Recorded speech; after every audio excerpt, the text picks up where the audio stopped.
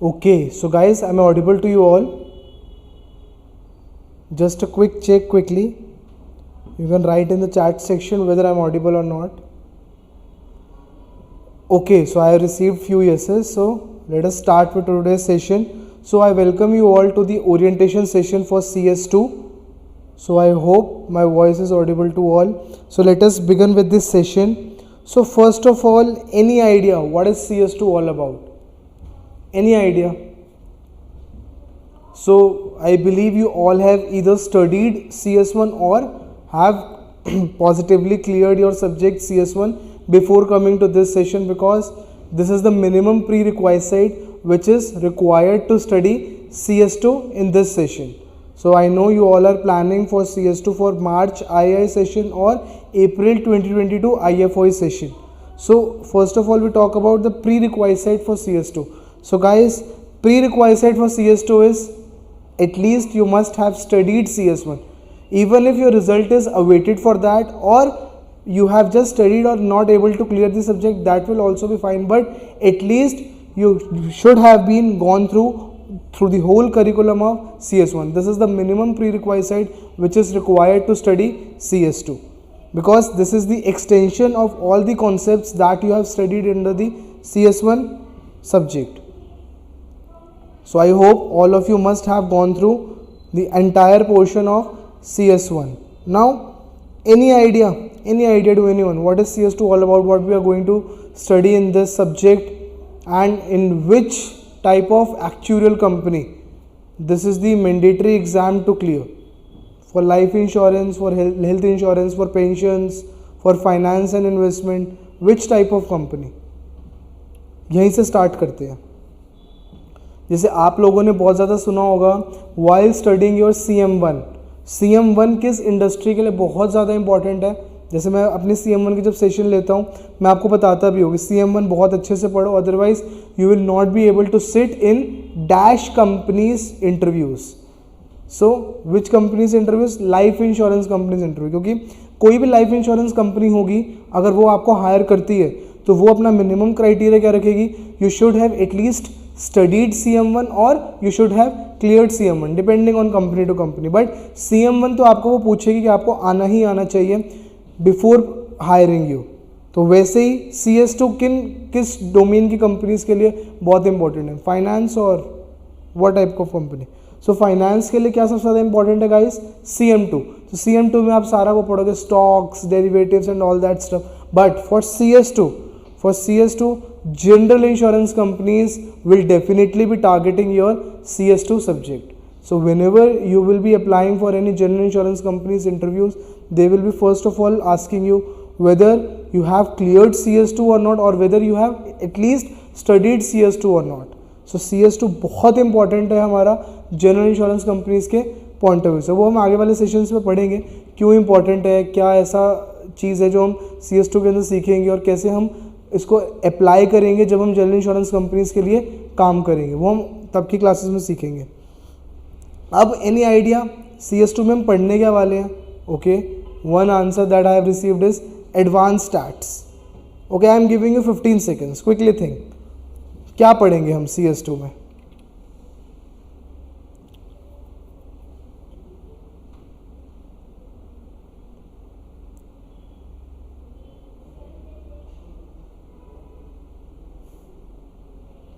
One answer that I have received is advanced stats.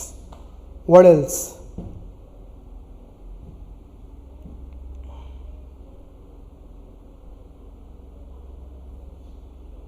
हाँ, CT4 CT6 का पुराना नाम था, अब इसका CS2 नया नाम है. अब हम अब ये देखेंगे कि किन सब्जेक्ट्स का ही कॉम्बिनेशन बना था CS2. But I am talking about the mathematical concepts और वॉट एवर एनी आइडिया कि हम जैसे आप लोगों ने अभी CS1 पढ़ा होगा और मोस्ट प्रोबेबली सबने हो सकता है CM1 भी पढ़ा हो, या फिर CS1 के साथ CB1 CB2. तो may be this is your at least your second exam, third exam और फोर्थ एग्जाम. और कोई होता है जो CM2 के बाद भी CS2 पढ़ते हैं. बट हम क्या बोलते हैं, हम क्या एडवाइस करते हैं, एटलीस्ट आपने CS1 पढ़ा होना चाहिए. अब कोई बच्चा होता है जो CS1 CM1 and then CS2 opt करता है, लेकिन कोई बच्चा डायरेक्टली CS1 के बाद CS2 भी ऑप्ट कर लेता है. That is also fine. So CS2 में बेटा सबसे पहले तो जो हमने सारे डिस्ट्रीब्यूशंस पढ़े थे उनका मीन मीडियन देखा था. हम इसमें थोड़े और ज़्यादा डिस्ट्रीब्यूशंस देखने वाले हैं। वो किस टॉपिक में पढ़ेंगे हम? रीइंश्योरेंस टॉपिक में और ज़्यादा डिस्ट्रीब्यूशंस को एडवांस में देखने वाले हैं। और हम क्या देखेंगे? हम इसमें स्टोकैस्टिक मॉडलिंग के बारे में सीखने वाले हैं। उसके लिए हमारे एक सेपरेट यूनिट है, अभी हम देखेंगे स्टोकैस्टिक मॉडलिंग होता क्या है। उसके अलावा सर्वाइवल मॉडलिंग के बारे में हम देखेंगे। जैसे आपने अपना CS1 में चैप्टर पढ़ा होगा confidence interval and hypothesis testing, तो वो भी हम अप्लाई करेंगे सारा का सारा हमारे CS2 के एक पर्टिकुलर चैप्टर में, which name is graduation. What else? Okay, there will be one chapter time series again, जहाँ पे हम स्टोकैस्टिक मॉडलिंग का थोड़ा सा यूज़ करने वाले हैं। What else? रीइंश्योरेंस की एक प्रॉपर यूनिट है हमारे पास, जिसके अंदर हमारा डिस्ट्रीब्यूशंस का बहुत ज़्यादा यूज़ होने वाला है। पढ़ के आए हो आप सब, normal distribution, Pareto distribution, I think Pareto नहीं है CS1 में, अब bull distribution, Weibull distribution, standard normal distribution, ये सब चीज़ें हम दोबारा और ज़्यादा डिटेल में देखेंगे अंडर योर CS2।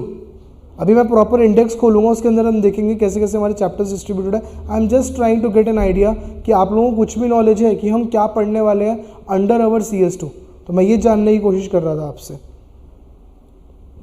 ओके, हाँ, सारा देखेंगे अभी बेटा कि क्या इसका एग्जाम पैटर्न है, क्या वेटेज है, किस सोसाइटी से टारगेट करना चाहिए। This is the full intro session only. आज की क्लास में हम ज़्यादा पढ़ने नहीं वाले, हम पूरा CS2 को डिस्कस करेंगे कि कैसे इसको टैकल करना चाहिए, और हम एट द एकेडमिक जंक्शन क्या स्टेप्स फॉलो करेंगे इस एग्ज़ाम को सक्सेसफुली एक डाइट में क्रैक करने के लिए। Okay, I have received enough answers from you. All of you are saying yeah more about stats only. So ठीक है, इस पेपर को हम कई बार एडवांस स्टैट्स का पेपर भी कह देते हैं, बट मैं थोड़ा सा इसमें डिफर करूँगा। एडवांस स्टैट्स की ऐसी कोई बात नहीं है। स्टैट्स ज़्यादा हम CS1 में ज़्यादा पढ़ते हैं, यहाँ पे हम अप्लाई ज़्यादा करते हैं। थोड़ा सा हम स्टोकैस्टिक के बारे में बात करते हैं, वो बात अलग है, बट स्टैट्स का ऐसा कोई बहुत ज़्यादा मेजर यूज इस सब्जेक्ट में नहीं होने वाला, except your reinsurance unit. Reinsurance unit is all about stats only. लेकिन उसके अलावा जो CT4 वाला पार्ट है, जो मैंने आपको बताया स्टोकैस्टिक एंड सर्वाइवल यूनिट, वहाँ पे ऐसा कुछ नहीं कि सिर्फ स्टैट्स है, और भी बहुत सारी चीज़ें हैं।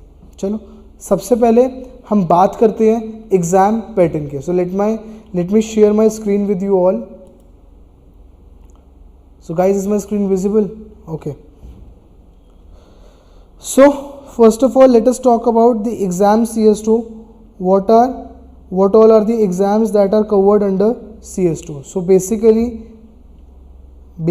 we have again two exams under CS2. What are those two exams? Like CM1 CS1, CS2A and CS2B. ठीक है, ये आप सबको पता होगा। CS2B में CS1 की तरह हम क्या टारगेट करेंगे? R language.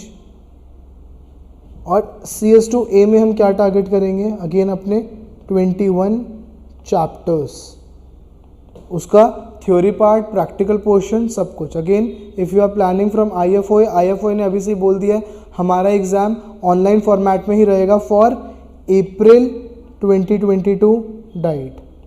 For April 2022 diet, IFOA will conduct its exams under online format only. But for II March 2022 exams, still अभी तक कोई नोटिफिकेशन नहीं है। यू कैन से 50-50 है, 50% चांसेस ऑनलाइन होगा, 50% चांसेस हो सकता है ऑफलाइन भी शिफ्ट कर दे, बट एज ऑफ नाउ कोई श्योरिटी नहीं है। तो अभी के लिए जब हम स्टार्ट करेंगे, हम थोड़ा सा ऑनलाइन फॉर्मेट के हिसाब से स्टार्ट करेंगे, because I know 80 to 90% students target from IFOA only, but those who are targeting from II, अभी के लिए आप ऑनलाइन पे रहो। हो सकता है कोविड से सिचुएशन बहुत अच्छी हो जाए और II बोल दे हम ऑफलाइन में लेंगे, तो कोई दिक्कत नहीं होने वाली, क्योंकि मैथ्स तो हमें करनी आती है, हमने बचपन से कॉपी पेन पे मैथ्स कर रखा है, उसमें हमें कोई भी इशू नहीं आने वाला। Okay, let me come back to the exam pattern CS2A and CS2B।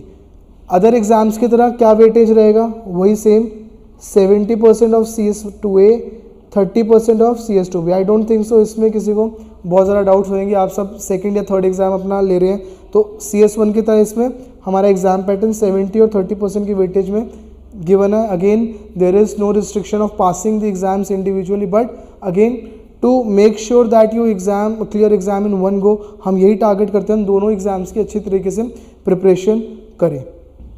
अब जब हम CS2B प्रिपेयर करेंगे, हमारे पास कोई ऐसे भी बच्चे आते हैं जो बोलते हैं हमने 2019 से पहले का CT3 क्लियर कर रखा है। ऐसे भी बच्चे होंगे जिन्होंने CT3 क्लियर करा, नए करिकुलम के बाद उन्होंने CM1 क्लियर करा, CB1 क्लियर करा, CB2 क्लियर करा, CM2 क्लियर करा, लेकिन उन्होंने CS1 नहीं क्लियर करा था, उन्होंने CT3 क्लियर करा था। तो मेरी आपके लिए क्या एडवाइस रहेगी कि थोड़ा सा आपको R सीखना पड़ेगा, जो हो सकता है बाकी आपके CS2 को स्टार्टिंग से आता हो। तो हम क्या करते हैं, हम जो बेसिक R का सेशन लेंगे, जो बेसिक R के हमारे 10 to 12 सेशंस रहेंगे for CS1, we allow our CS2 students as well to sit in दो सेशंस। तो उससे क्या होगा, अगर आप लोगों ने R बिल्कुल ही नहीं देख रखा या फिर आपको CS1 करी हुई भी बहुत टाइम हो गया, हो सकता है आप लोगों में से किसी ने CS1 2019 में करा था, उसके बाद आपका लॉन्ग गैप आ गया बिफोर कमिंग टू CS2, तो हम आपको भी ये एडवाइस करेंगे। So keep on sitting in the basic sessions of R as well. तो उससे क्या होगा, अगर आपको नहीं आता तो R आ जाएगा, और अगर आता भी होगा तो आपके R के बेसिक के कॉन्सेप्ट्स रिवाइज हो जाएंगे। Over and above that, basic R के साथ साथ हम क्या एडवाइस करते हैं, जो CS1 के R सेशंस होंगे वो भी CS2 का बच्चा अटेंड कर ले, क्योंकि R is something the more you practice the more you will be gaining. R ऐसा नहीं होगा आप एग्जाम से, अगेन मैं हमेशा से प्रैक्टिकल एग्जाम्स के लिए बोलता हूँ कि किसी किसी बच्चे की अप्रोच रहती है हम एग्जाम से 2-3 वीक्स पहले R को खोल लें और हमसे हो जाएगा। गाइस, रॉन्ग अप्रोच है। हो सकता है you might be get lucky and may be able to clear the exam, but this is not the right platform to encounter the R language. R के लिए मेरा स्टार्टिंग से यही आपको एडवाइस रहेगी कि स्टार्टिंग से उसको करते चलो। अभी ठीक है, अभी हम कोर्स स्टार्ट करेंगे October onwards, at least mid November onwards तो आपका R स्टार्ट हो जाना चाहिए। मिड नवंबर से हम बेसिक R स्टार्ट कर देंगे, बेसिक R आप टारगेट करोगे, उसके बाद जो हमारा साइमल्टेनियसली CS1 R की भी क्लासेस चलेंगी, CS2 R की भी क्लासेस चलेंगी। सो मेरी एडवाइस क्या रहेगी, आप CS2 R तो ऑब्वियसली में करना ही करना अगर हम CS2 पढ़ रहे हैं, CS1 की R के भी सेशंस अटेंड कर लो। उससे क्या होगा, जब हमारे कॉन्फिडेंस इंटरवल के सेशंस होंगे, रिग्रेशन के सेशंस होंगे, EBCT वगैरह करने की जरूरत नहीं है, रिपीट EBCT GLM वगैरह रिपीट करने की जरूरत नहीं है, उसका कोई यूज़ नहीं है। बट एटलीस्ट जब हम MLE कर रहे होंगे, जब हम कॉन्फिडेंस इंटरवल कर रहे होंगे, हाइपोथेसिस टेस्टिंग कर रहे होंगे, रिग्रेशन कर रहे होंगे, वो वाले टॉपिक्स आप एक बार अटेंड कर सकते हो फॉर CS2 एज वेल, क्योंकि मशीन लर्निंग में भी आपको थोड़ा सा रिग्रेशन का यूज़ होने वाला है। कंफ्यूज मत होना मशीन लर्निंग क्या है, I M again and again saying, हम थोड़ा सा इंट्रो पे है अभी, और उसमें पूरा कोर्स हम डिस्कस करने वाले हैं कि क्या हमारा पूरा कोर्स है, what all these 21 chapters consist of, उसके ऊपर अभी हम आएंगे। Any doubt still here? तो अभी तक मैंने क्या बताया, मैंने कुछ भी नया नहीं बताया। आप सबको ये पता है कि वेटेज हमारी 70% CS1 CS2A की, 30% CS2B की, no requirement to pass the exams individually both from III and IFOI। आपको टोटल मार्क्स जो मिलेंगे वो 100 में से मिलेंगे, दोनों एग्जाम्स 100 मार्क्स ईच होगा। ये आपको पता है 3 hours 20 minutes का ये वाला एग्जाम है, 5 minutes इस बार उन्होंने एक्स्ट्रा दे दिया आपको प्रिंटिंग के लिए, प्लस 30 minutes का आपको अपलोड टाइम मिलेगा। Things remain same here and this is 1 hour 50 minutes exam, again 1 hour 45 minutes का है, 5 minutes IFOI आपको प्रिंटिंग के दे रहा है, प्लस 30 minutes टू अपलोड। सो ये हमारा एग्जाम का पैटर्न रहेगा। Any doubt still here? I am giving you 10 seconds break. किसी को डाउट है, you can just quickly write in the chat section as well. Guys, use this chat section extensively throughout the session.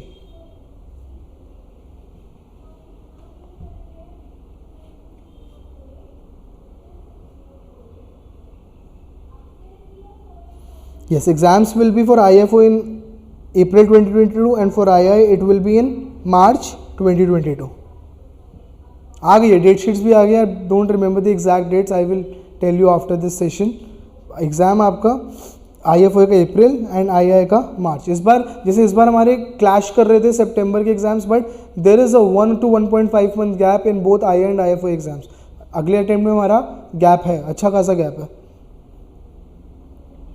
ठीक है, आगे चलते हैं। इसके बाद हम टारगेट डिस्कस करते हैं कि कौन सी सोसाइटी आप टारगेट कर सकते हो। गाइस, अब होता क्या है, स्टार्टिंग एग्जाम्स के लिए हम बता देते हैं कि ये सोसाइटी टारगेट करो, ये सोसाइटी टारगेट करो। बाद के एग्जाम्स के लिए all depends on you.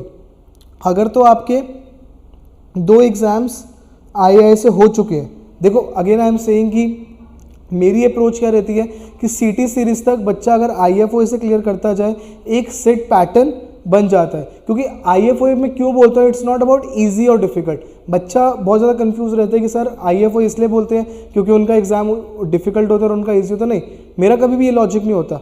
IFOA में क्यों बोलता हूँ टारगेट करो, क्योंकि IFOA का एग्जाम एक सेट पैटर्न से आएगा आपको, लेकिन आई कभी कभार क्या होता है आउट ऑफ प्रोपोर्शन जाके कुछ ना कुछ क्वेश्चंस पूछ लेता है, या फिर कभी कभार बहुत ही ज़्यादा आउट ऑफ द कोर्स भी एग्ज़ाम आ जाते हैं। अब तो बहुत ज़्यादा आई का भी एग्ज़ाम्स स्टैंडर्डाइज आना शुरू हो गया है, लेकिन अगर आप पास्ट पेपर्स पर जाओगे, जैसे समहाउ एक पेपर खोलना CT3 मई 2011, एक बार ये पेपर खोलना, आपको रिजल्ट दिखेगा जीरो स्टूडेंट्स पास इन CT3 इजी एग्जाम में, 0 स्टूडेंट पास। आपको सुनने में लगा होगा बहुत डिफिकल्ट पेपर है, लेकिन अगर आप उस एग्जाम पेपर को खोल के देखोगे, आई के उस एग्जाम पेपर को खोल के देखोगे, तो आपको खुद ही दिखेगा कि CT3 का तो कुछ है ही नहीं इस पेपर में। Out of 100 marks hardly 30 to 35 they have tested as easy भी नहीं बोलूँगा, उस 30-35 को मैं ईजी नहीं बोलूँगा। 30-35 का पेपर ऐसा था दैट वॉज स्टिल अटेम्प्टेबल, लेकिन जो रिमेनिंग 55 to 60 मार्क्स का पेपर है वो समझ ही नहीं आ रहा बेटा कहाँ से आया हुआ है। तो पहले तो बहुत ज़्यादा आई का पेपर नॉन स्टैंडर्डाइज आता था, बट अब फिर भी आई ने काफ़ी चीज़ें स्टैंडर्डाइज बेसिस पे लाई हैं, बहुत इंप्रूव करा आई ने भी। तो मेरा क्या एडवाइस रहेगी, अगर आप अभी से सारे पेपर्स IFOA से देते आ रहे हो, मीन CS1 CM1 IFOA से टारगेट करें, then don't change your society, stick on to IFOA only. But अगर आपने एग्जाम्स अभी तक आई से दिए like CS1 CM1 you have target from I, then it's totally up to you. If you want to take membership of IFOA, because you all know कि अगर आपके 2 exams I से पास है, then you are eligible to take IFOA's membership. तो आपका choice है, आप IFOA से भी दे सकते हो, but if you want to stick to I only, that will also work. We will be preparing this exam from both the societies point of view, so no need to worry, क्योंकि syllabus same है, hardly थोड़ा बहुत question का pattern फर्क आता है, थोड़ा बहुत वेटेज का फर्क आता है, वो जैसे जैसे हम करिकुलम पढ़ेंगे हम उसको टैकल करते रहेंगे, उसमें कोई इशू नहीं है। तो सोसाइटी का समझ आ गया कि सोसाइटी से टारगेट करना है। रिजल्ट बेटा वही IFOA का स्टैंडर्ड रिजल्ट आता है 40% to 60%। IFOA का रिजल्ट हमेशा आपको हर सब्जेक्ट के लिए स्टैंडर्ड दिखेगा, except for non member exams. Non member में आपको रिजल्ट दिख जाएगा 10% 15% भी। क्यों? क्योंकि नॉन मेंबर एग्जाम्स कुछ ऐसे बच्चे भी भर देते हैं जो अपने आप को सिर्फ टेस्ट कर रहे होते हैं that whether we are eligible for actual science और नॉट। तो उसमें थोड़े से जो मैथ्स के बैकग्राउंड के नहीं होते या फिर जो वीक बैकग्राउंड के होते हैं वो भी एग्जाम फिल कर देते हैं, इसलिए नॉन मेंबर्स का रिजल्ट आपको IFOA का फिर भी कम दिखेगा, 15% 20% भी दिखेगा। लेकिन बाकी के जो एग्जाम्स का रिजल्ट है आप देखना कभी भी पास पेपर्स का रिजल्ट्स खोल के, हमेशा आपको एक IFOA का स्टैंडर्ड रिजल्ट दिखेगा, दैट इज बिटवीन 40% to 60%, इसी के बीच में रिजल्ट रहता है। जैसे मान लो 1000 स्टूडेंट्स अगर एग्जाम दे रहे हैं, so out of that 400 to 600 will definitely be able to clear the exam. और आई का अगर मैं बात करूं तो सैम्पल ही छोटा है, आप तो स्टैट्स के स्टूडेंट्स हो सारे, तो सैम्पल ही छोटा है, इसलिए मैं कभी भी परसेंटेज का रिजल्ट आई के लिए नहीं बोलता। लेकिन फिर भी अगर आपको परसेंटेज में से पूछना ही है, इट कैन फॉल रफली between on an average 5% to 25%, yes 5% तक जाता है। मान लो अगर 100 बच्चे पेपर दे रहे हैं, it can be the case only 10 students passed. अब इसमें यह मत लेना कि IFOA का पेपर डिफिकल्ट आता है और आई का पेपर डिफिकल्ट आता है, थोड़ा सा नॉन स्टैंडर्डाइज्ड वे में होता था। और थोड़ा सा होता है कि पहले क्या होता था, अगर आप रिजल्ट्स खोल के देखोगे ना, वो इसलिए भी कम आता था कि बच्चा क्या करता था, दोनों सोसाइटी से भर देते हैं। क्योंकि क्यों भर देते थे दोनों सोसाइटी से? पहले एग्जाम कॉस्ट बहुत कम होती थी आई की एग्जाम कॉस्ट पहले बहुत कम रहती थी, अब तो ऑलमोस्ट बराबर है फर्स्ट अटेम्प्ट। IFOA अगर मैं आई को कंपेयर करूँ, दोनों का फर्स्ट अटेम्प्ट बराबर है। लेकिन पहले 2019 प्री 2019 हमारे आई की फीस बहुत कम रहती थी, तो all students what they tend to do is let us fill from both the societies, we will prepare strongly from IFOA and we will just sit in from I, बैठ जाएंगे, देखा जाएगा होएगा नहीं होगा। 2-3,000 भरना पड़ता था तो इतना फर्क नहीं पड़ता। लेकिन अब आप लोगों के लिए ऑलमोस्ट सेम कॉस्ट है, 20,000 आप IFOA की दोगे और रफली 17-18,000 आई की दोगे, तो आपके पास वो वाला सिनेरियो नहीं है, भर देते हैं। अभी भी कुछ लोग करते हैं, लेकिन मैं वो एडवाइस नहीं करता। एक सोसाइटी प्लान करो और उससे वो सब्जेक्ट प्लान करो। अगर आपको दोनों सोसाइटी से भरना ही है तो why to fill the same subject from both the societies, then you can target like CS2 from I और IFOA and the other subject like the shorter subject CB1 और CB2 from the other society. Don't go with the bigger subject with CS2 guys. मेरा यही advice रहता है कि while doing your graduation, अगर आप graduation कर रहे हो तब CS2 एक इकलौता सब्जेक्ट है CT सीरीज का जिसके साथ आप एक और सब्जेक्ट ना ही टारगेट करो तो बेटर है। वो अलग बात है अगर आपने पिछले डाइट में वो एग्जाम पढ़ रखा है तो आप टारगेट कर सकते हो, वो भी सिर्फ CB1 या CB2, इन दोनों में से कोई है। और अगर इन दोनों से भी प्रेफरेंस लोगे तो CB2 ही मेरी प्रेफरेंस रहेगी, CB1 में नहीं आपको एडवाइस करूंगा CS2 के साथ फिल करने के लिए, क्योंकि CS2 का आपको करिकुलम CM1 से कम दिखेगा। CM1 में आप लोगों ने 28 चैप्टर्स पढ़े होंगे, इसमें चैप्टर्स 21 ही है, लेकिन CS2 का कोर्स थोड़ा सा ट्रिकी है। CM1 का कोर्स इतना ट्रिकी नहीं है, लेंदी है लेकिन इतना ट्रिकी नहीं है, स्ट्रेट फॉरवर्ड चीज़ें चल रही होती है एक्सेप्ट 1 और 2 चैप्टर्स। बट CS2 में कुछ कुछ चैप्टर्स ऐसे हैं जिसकी आपको बहुत ज़्यादा एक्सटेंसिव प्रैक्टिस करनी पड़ेगी। तो इसलिए मैं यही एडवाइस करूंगा, अगर स्टैंड अलोन दोगे CS2 then it will be better. अगर आपको फिर भी है टाइम या आपको लग रहा है I can manage, then you can target CB2 with that, but don't go for CS2 CM2 और CS2 CM1 और CS2 CB1। मैं आपको ये एडवाइस नहीं करूँगा। Rest depends on you. Any doubt still है? थोड़ा सा हम ऑफ टॉपिक जा रहे हैं, अब वापस CS2 पे आते हैं। सो ये क्लियर है सबको? R लैंग्वेज हम पढ़ने वाले हैं। R लैंग्वेज के लिए जैसे मैंने आपको बोला कि बेसिक R की क्लासेस भी होंगी, CS1 R की क्लासेस भी होंगी, CS2 R की क्लासेस भी होंगी। What we advice to CS2 students is attend all. R भी अटेंड करो, बेसिक R भी अटेंड करो, CS1 R भी अटेंड करो, CS2 R तो करना ही करना है, इट्स मैंडेटरी, उसके बिना तो बात बनेगी नहीं।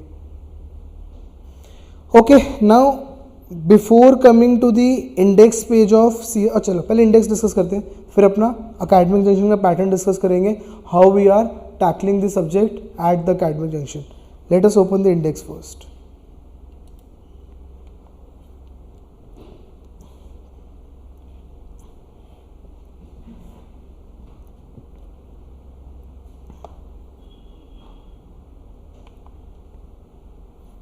Let me open the index. Yes.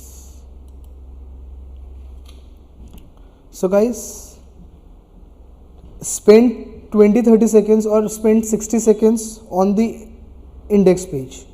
Index page को एक बार देख लो. So you can see the society has divided the course into 5 units.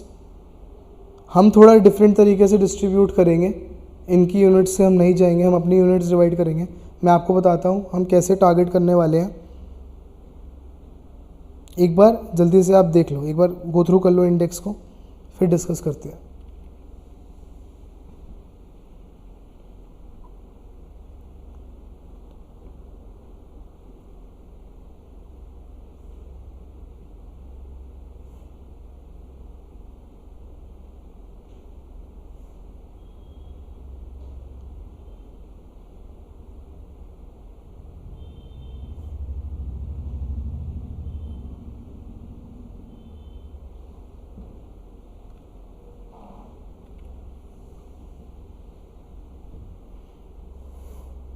Okay, so guys जैसे मैंने आपको बताया था कोर्स हमने कहाँ कहाँ से लिया इसका, let me keep on writing as well.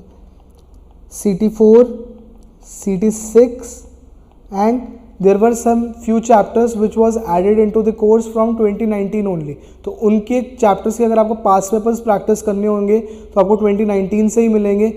उसके अलावा हम कुछ क्वेश्चंस अपने आप से दे देंगे आपको प्रैक्टिस करने के लिए, बट प्री 2019 आपको IAI और IFOI की सोसाइटी से वो चैप्टर्स नहीं मिलेंगे। First I will mark for you those chapters जो आपको 2019 से पहले सोसाइटीज़ के पास पेपर्स में नहीं मिलेंगे। सो you can mark chapter 12, chapter 16 and chapter 17. So I have made the star on these 3 chapters: the mortality projection, extreme value theory and copulas. So in 3 chapters के लिए आपको पास पेपर्स में इसके क्वेश्चंस नहीं मिलेंगे, क्योंकि ये 3 जो चैप्टर्स हैं ये 2019 ऑनवर्ड्स आपके CS2 के करिकुलम में ऐड करे गए थे, इससे पहले नहीं थे एक्चुअल में। क्लियर?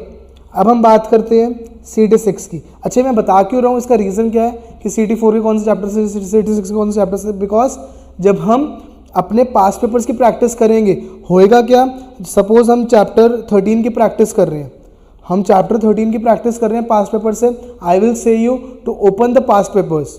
अब आप कंफ्यूज हो जाओगे, मैं बोलूँगा April 15 खोल लो चैप्टर 13 के लिए।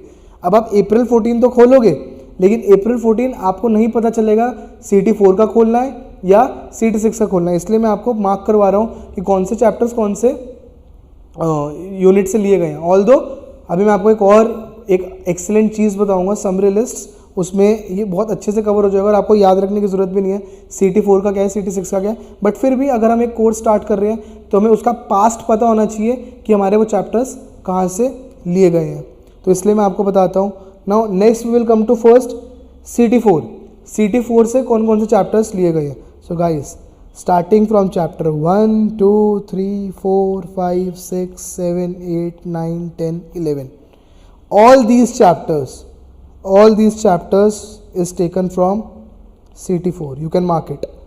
ये सारे चैप्टर्स CT4 के हैं, 1 to 11 स्ट्रेट फॉरवर्ड। होता क्या था, CT4 में 13 चैप्टर्स होते थे। उन 13 चैप्टर्स में से जो फर्स्ट चैप्टर था जिसमें हम स्टोकास्टिक और मॉडलिंग की डिफरेंसेस पढ़ते थे, वो अब शिफ्ट कर दिया। पहले उसको शिफ्ट करा CM1 में, अब CM1 से उसको शिफ्ट कर दिया CS1 में। But none of your concern, वो चैप्टर अब हमें नहीं पढ़ना। तो स्टार्ट हमारा कहाँ से हो रहा है, स्टोकास्टिक प्रोसेसेस से। यहाँ पे हम पढ़ेंगे what are the stochastic processes, तो दो चार प्रोसेसेस पढ़ेंगे, white noise process, time series process. इस चैप्टर की वेटेज भी आप लिख सकते हो। You can be asked from this chapter not more than 2 to 4 marks. 2 से 4 नंबर से इस चैप्टर में से नहीं आने वाला मैक्सिमम। एक एक चैप्टर डिस्कस करते जाते हैं, थोड़ा बहुत इसके बारे में समझेंगे, फिर आगे आगे चलते जाएंगे। तो पहले CT4 की बात करिए, CT4 के सारे चैप्टर्स के बारे में थोड़ा थोड़ा समझ लेते हैं। नेक्स्ट आता है Markov chains, the most interesting chapter of CS2। Interesting chapter of CS2, इसको मैं लिख देता हूँ, मोस्ट इंटरेस्टिंग चैप्टर। बहुत मज़ा आएगा इसको पढ़ के, क्योंकि इसमें हम पढ़ेंगे क्या, इसमें हम सबसे पहले तो मैट्रिसेस की कैलकुलेशंस पढ़ेंगे। तो अगर मैट्रिसेस नहीं याद तो कोई दिक्कत नहीं, हम बेस से समझेंगे।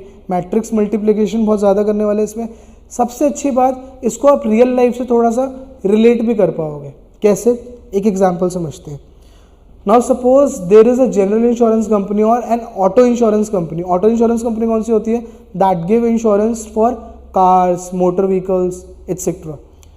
वो एक पॉलिसी लेके आती है। वो पॉलिसी क्या कहती है कि we will sell you an insurance policy, I will sell you an, you are a customer, I am selling you an insurance policy where an I am saying if you don't take a claim in a particular year, I will give you a discount of 10%. I will give you a discount of 10%. Now person will say ठीक है, मैंने पूरे साल में claim नहीं लिया. Now what if I have not taken the claim in second year as well? So company is saying don't worry, we are here for you only.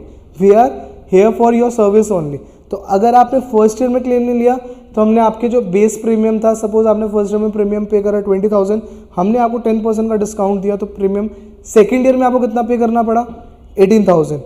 अब company कहती है अगर आप सेकेंड ईयर में भी क्लेम नहीं लोगे हम आपको फर्दर 10% डिस्काउंट देंगे. तो अब डिस्काउंट कितना हो गया, 10% मोर, या फिर ये बोल लो 20% डिस्काउंट मिल गया बेस प्रीमियम से. तो बेस प्रीमियम कितना था, 20,000. अब थर्ड ईयर पे जब वो पॉलिसी रिन्यू कराने जाएगा, means at the end of second year, अब प्रीमियम कितना पे करना पड़ेगा, 16,000. तो ऐसे ऐसे चलता जाएगा.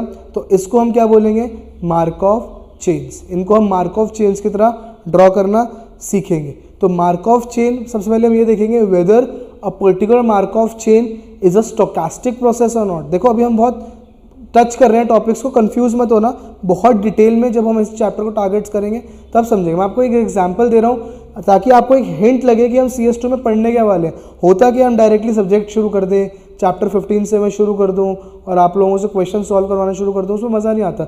मेरी हमेशा से ये हैबिट है एटलीस्ट स्टूडेंट को एक आइडिया लगे कि हम इस पूरे सब्जेक्ट में पढ़ने के वाले हैं, ताकि अगर फिर भी एक थॉट हो माइंड में whether I want to pursue this subject in this diet और नॉट, वो क्लियर हो जाए और हमें दिमाग में बैठ जाए yes we are prepared for attempting CS2 in this diet. And trust me guys, अभी हमारा चल रहा है सितंबर एंड एग्जाम. अगर आप आई भी टारगेट करते हो, एग्जाम है मिड मार्च, बहुत टाइम है, बहुत टाइम है.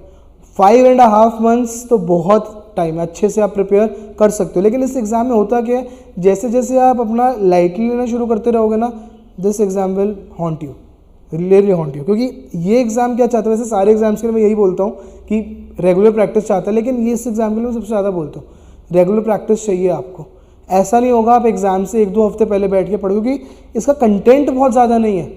अगर हम क्लासेस वाइज देखें, अगर मुझे सिर्फ इसके कंटेंट पढ़ाना हो तो कंटेंट इसका हम मैक्सिमम 35 to 40 क्लासेस में पढ़ सकते हैं, उससे ज़्यादा नहीं लगेगी हमें। लेकिन इस सब्जेक्ट के लिए हमें क्वेश्चन प्रैक्टिस, स्पेशली जो फर्स्ट से 1 to 5 चैप्टर्स है, बहुत ज़्यादा एक्सटेंसिव क्वेश्चन प्रैक्टिस चाहिए। वो पूछोगे क्यों? क्योंकि हर एक क्वेश्चन के लिए अलग तरीके से मार्क ऑफ चेन बनेगी और अलग तरीके से उसके मैट्रिक्स सॉल्व करने का तरीका देखेंगे। तो बहुत ज़्यादा क्वेश्चंस आते हैं और बहुत अलग अलग तरीके के सिनेरियोज बन जाते हैं, और हर एक सिनेरियो आपको लगेगा अच्छा इसकी मार्क ऑफ चेन कैसे बनाएंगे। और अगर मान लो 15 मार्क्स का क्वेश्चन है, फर्स्ट पार्ट वो पूछेंगे आपसे 4 नंबर के लिए ड्रॉ मार्क ऑफ चेन, अगर वो फर्स्ट पार्ट सॉल्व नहीं हुआ ना तो आप बाकी का क्वेश्चन नहीं कर सकते। ये चीज़ बाकी सब्जेक्ट्स में नहीं होती। बाकी सब्जेक्ट्स में क्या होता है, अगर आपको फर्स्ट पार्ट नहीं भी हुआ तो आप रिमेनिंग पार्ट्स फिर भी सॉल्व कर सकते हो, या फिर रिमेनिंग पार्ट में वो आपके फर्स्ट मार्क्स के मार्क्स काट लेंगे, फर्स्ट जो पार्ट होगा उसके मार्क्स डिडक्ट कर लेंगे और बाकी के पार्ट्स में आपको अच्छे से मार्किंग दे देंगे। लेकिन इस सब्जेक्ट में ऐसा नहीं होता, क्योंकि अगर फर्स्ट पार्ट में आप समझो अगर हमसे मार्क ऑफ चेन ही नहीं बनी, तो एक आइडिया भी दे रहे थे मार्क ऑफ चेन का कैसे बनाते हैं, थोड़ा सा आपको और इंटरेस्टिंग लगेगा। जैसे अभी हमने बात करी state 0, now suppose state 0 1 2 3, suppose there are 4 states in a mark of chain. वो 4 स्टेट्स क्या है, जैसे अभी हमने डिस्काउंट मॉडल की बात करी थी, 15%, 30%, 40%, 50%, नहीं इससे ज़्यादा गुंजाइश नहीं है। कंपनी कह रही है भैया हमें भी कमाना है, 50% ज़्यादा नहीं देंगे। इसका मतलब क्या हुआ, फर्स्ट ईयर में कोई क्लेम नहीं लिया 50%, सेकेंड ईयर में कोई क्लेम नहीं लिया 30% डिस्काउंट, 40% डिस्काउंट, 50% डिस्काउंट। तो हम किस तरीके से मार्क ऑफ चेन ड्रॉ करेंगे कि 0 से हम फर्स्ट डिस्काउंट लेवल पे चले जाएंगे, तो फर्स्ट से सेकंड डिस्काउंट लेवल, सेकंड से थर्ड डिस्काउंट लेवल, लेकिन इससे ज़्यादा आप कंपनी नहीं दे पाएगी, फिर आप 0 से 0 पे ही रहोगे। तो सिर्फ हम अभी के लिए इसकी बात कर लेते हैं 15 to 30 की।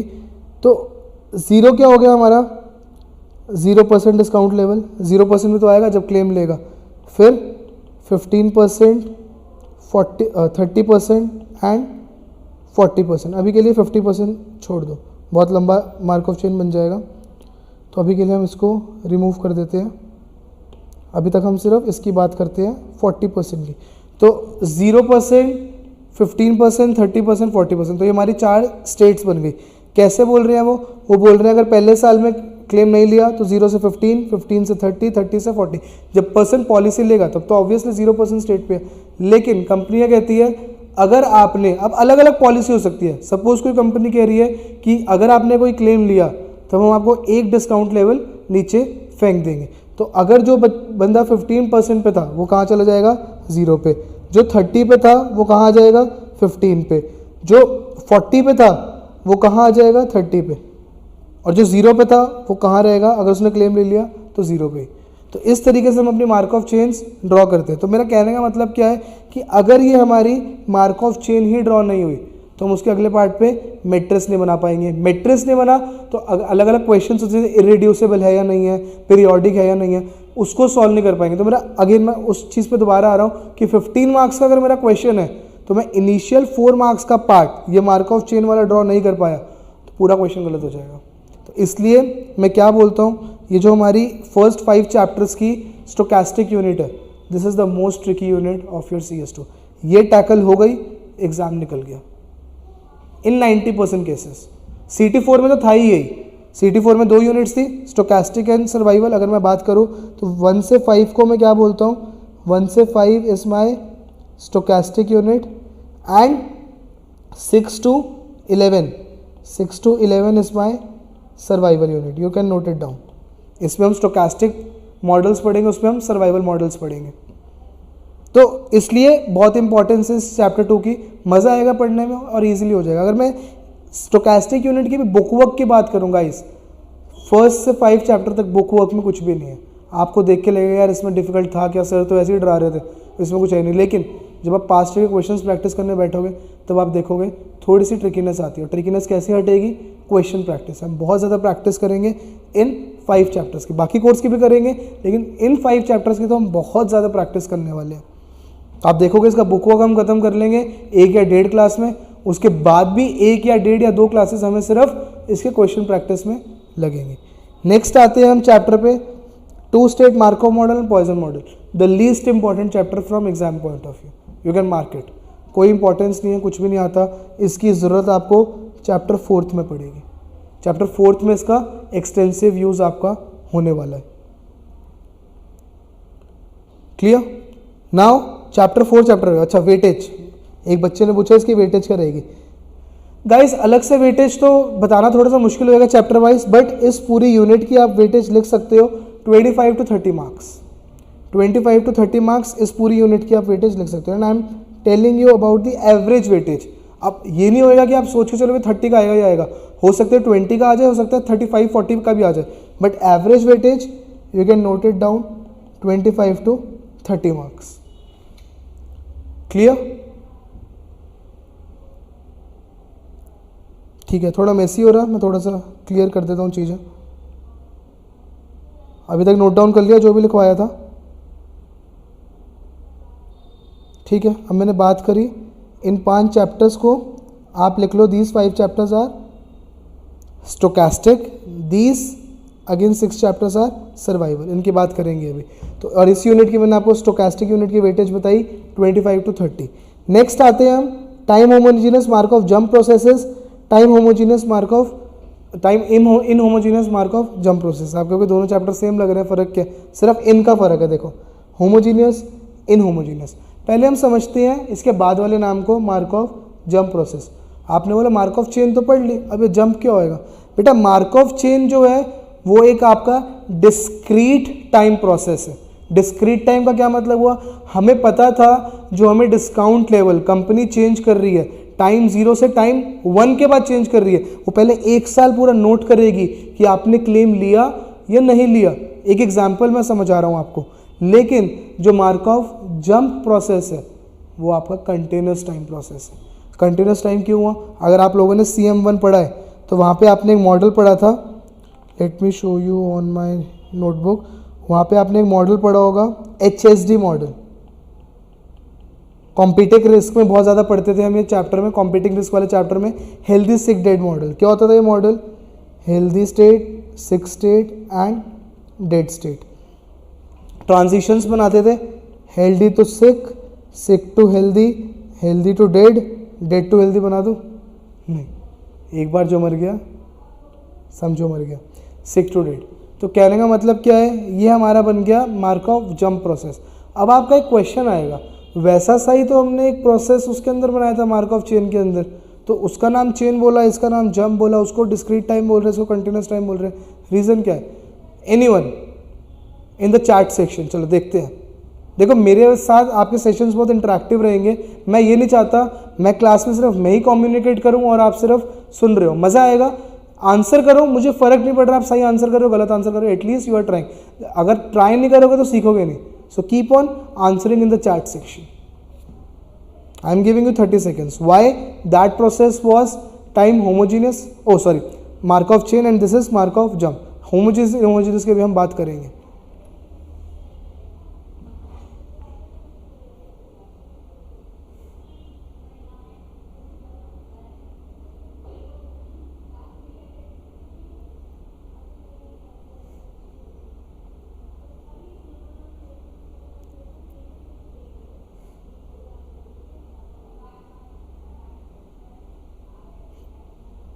So I am receiving few answers.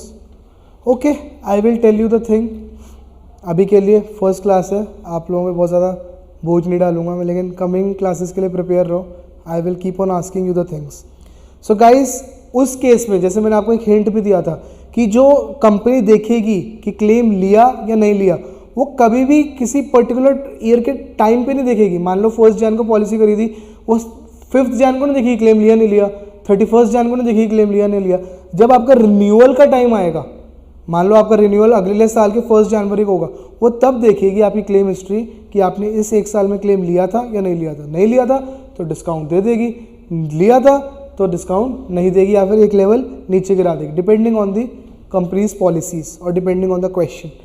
But इस प्रोसेस में हेल्दी सिक डेड मॉडल में क्या आप 1 साल बाद देखोगे कि सिक हुआ था या नहीं हुआ था क्लेम लेने के लिए? नहीं, सिक कभी भी हो सकते हो। अभी यहाँ पे खड़े हो, दीवार गिर जाए, ख़त्म, लाइफ इंश्योरेंस पॉलिसी को क्लेम देना पड़ेगा।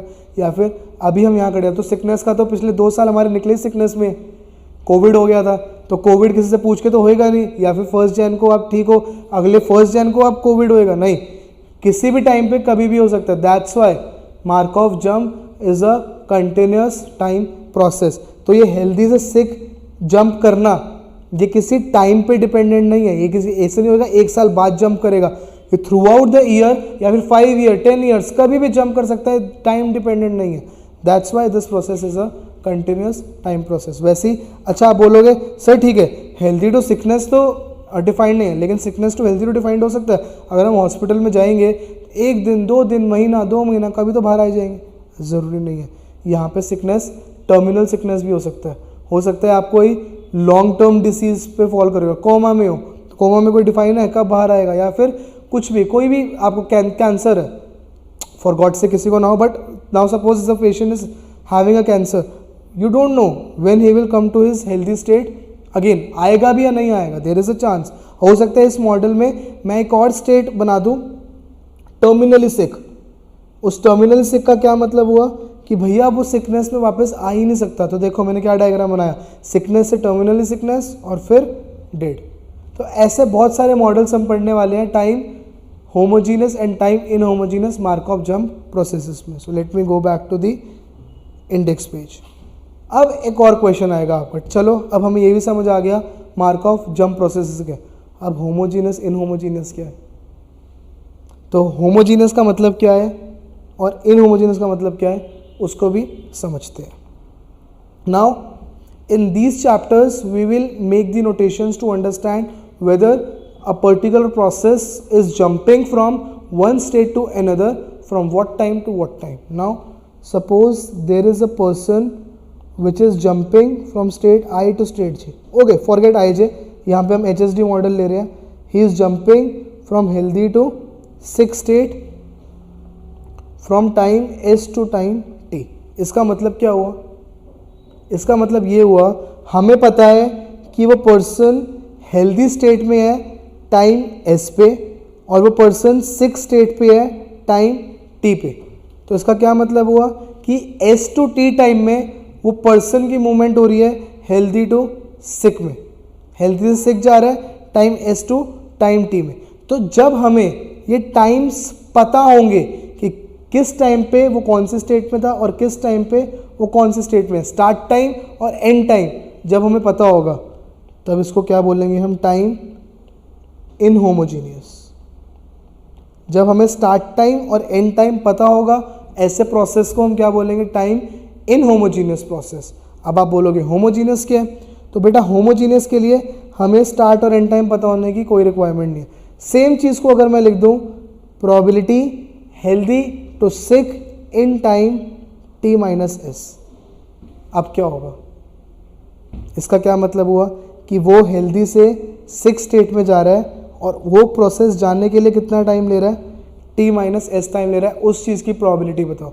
तो टाइम तो इसने भी इतना ही लिया था, अगर एस से टी में जा रहा है तो टोटल टाइम कितना लिया, and time minus start time t minus S, time इसने भी इतना ही लिया। तो दोनों में तो कोई फ़र्क ही नहीं है। फिर हम टाइम होमोजीनियस सीख क्यों रहे, हम टाइम इनहोमोजीनियस से कर लेंगे, या फिर इनहोमोजीनियस को सीख रहे हैं होमोजीनियस से कर लेंगे। अब मैं आपको फ़र्क बताता हूँ। अभी तो आपने देखा इन दोनों केस में कोई फ़र्क नहीं है, लेकिन आप मुझे बताओ अगर मैं टाइम इनहोमोजीनियस के केस में ऐसे लिख दूँ H S T plus, let me right it again. Now suppose मैं ऐसे लिख दूँ एच एस एस प्लस के कॉमा टी प्लस के। तो इस केस में प्रोसेस ने कितना टाइम लिया, हेल्दी टू सिक जाने में कितना टाइम लेगा, टी प्लस के माइनस एस प्लस के, टोटल टाइम कितना लिया, अगेन टी माइनस एस लिया है। तो इसने भी टी माइनस एस लिया, इस प्रोसेस ने भी, और इस प्रोसेस ने भी टी माइनस एस लिया।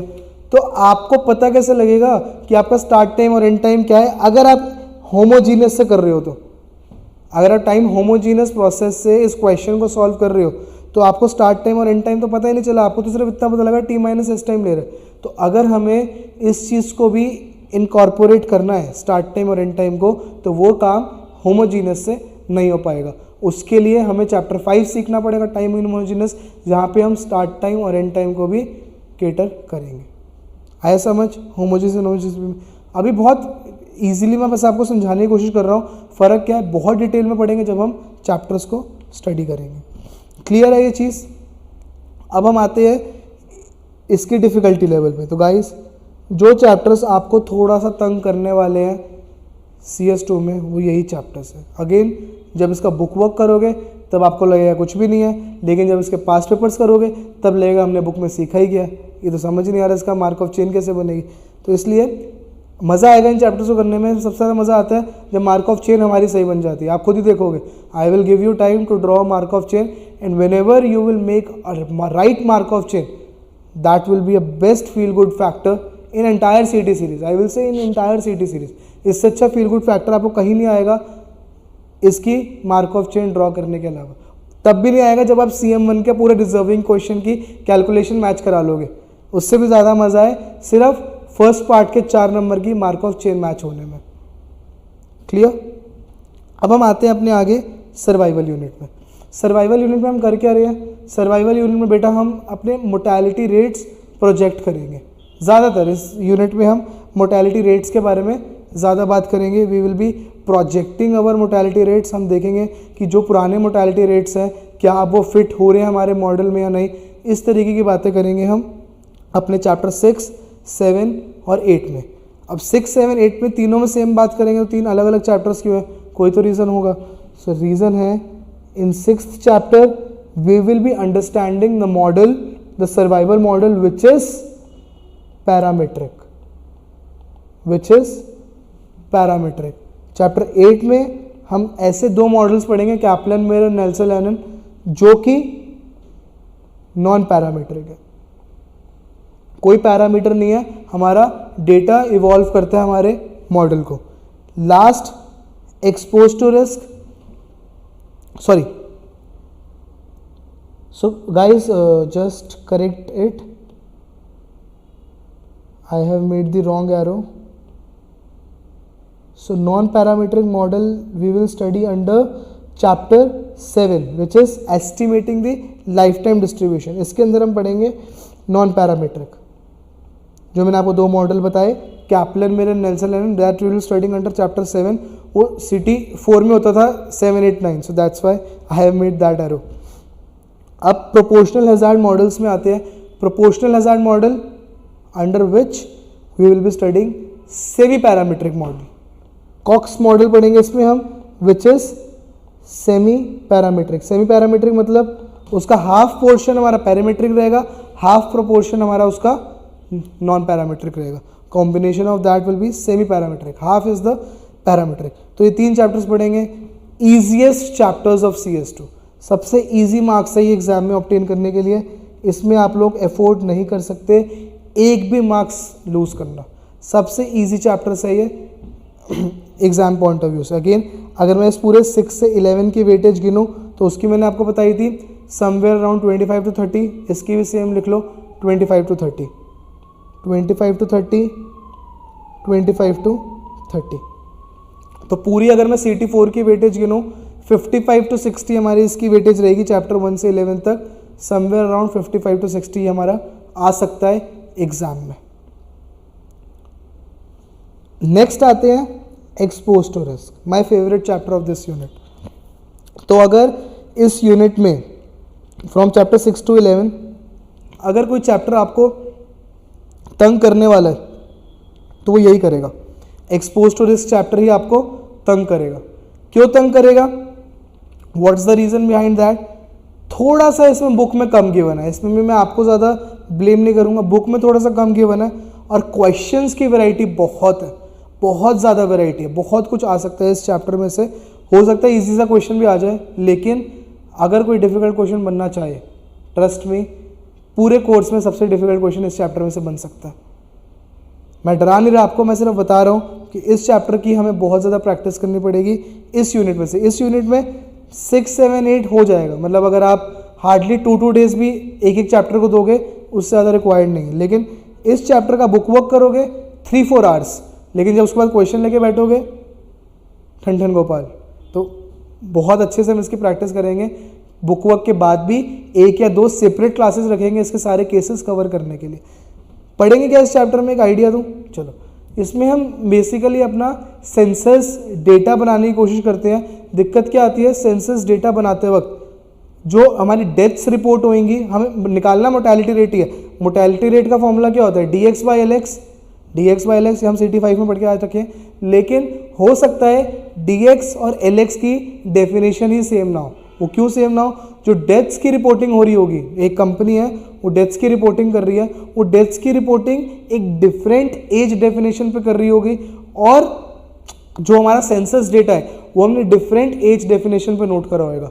अब एक और क्वेश्चन आएगा, ये एज डेफिनेशन क्या चीज़ है? So guys, there are 3 ways to define our ages in this chapter. क्या 3 वेज है? Age last birthday, age next birthday, age nearest birthday. चलो इसके बारे में भी 2 मिनट बात कर लेते हैं, थोड़ा आपको आइडिया लगेगा क्या पढ़ेंगे हम इस चैप्टर में। गाइस, होएगा क्या, जब भी हम जो चैप्टर पढ़ेंगे ना, एक बार ये इंट्रो वीडियो खोल लेना, उससे आपको पता लग जाएगा कि इस चैप्टर में हमने सर ने क्या डिस्कस करा था इंट्रो सेशन में। आपको एक आइडिया लग जाएगा इस चैप्टर में हमने क्या पढ़ने वाले हैं। मज़ा ही आएगा। अच्छा, आपको लगेगा चाहिए तो सारी बातें हमने अपनी इंट्रो क्लास में कर रखी थी जो आज हम पढ़ रहे हैं, तो इसलिए मैं भी बहुत डिटेल्ड इंट्रो सेशन ले रहा हूँ ताकि आपको पूरे कोर्स का एक आइडिया मिल जाए। ज़्यादा मैं CT4 का ही लूँगा, CT6 या अदर चैप्टर्स में ज़्यादा कुछ बताने के लिए है नहीं, वो न्यूमेरिकल के लिए है। तो CT4 का इसलिए क्योंकि वही एक मेजर पार्ट है आपके कोर्स का। कभी कभार 70-80 मार्क्स का भी सिर्फ फर्स्ट टू 11 चैप्टर्स में से भी आ जाता है। मैंने आपको एवरेज मार्क्स बताए हैं 60, चैप्टर 1 to 11 के एवरेज मार्क्स बताए हैं 60। ऐसा नहीं होगा 60 का ही आएगा, 70-75 का भी आ सकता है, कभी कभार 50 का भी रह सकता है। तो अब हम बात कर रहे थे एज डेफिनेशन की। Age last birthday, age next birthday, age nearest birthday. मतलब क्या हुआ इसका? एक एग्जाम्पल पकड़ लेते हैं समझने के लिए। So suppose a person born on 1/1/2000, 1 जनवरी 2000। अगर मैं उसकी एज नोट करूं age of today, so today date is 9/26/2021। ठीक है, US फॉर्मेट में लिखे है मैंने, पहले मंथ लिखा है। सो इट इज़ 26 सितंबर 2021। तो अगर मैं आप लोगों से पूछूं इसकी एज बताओ, quickly comment in the chat section. Forget about these 3 things, इसको भूल जाओ अभी के लिए। सिर्फ मैंने आपसे एक नॉर्मल क्वेश्चन पूछा है, इस पर्सन की एज क्या है? This is person X. Person X की मुझे एज बताओ age of today in the chat section quickly.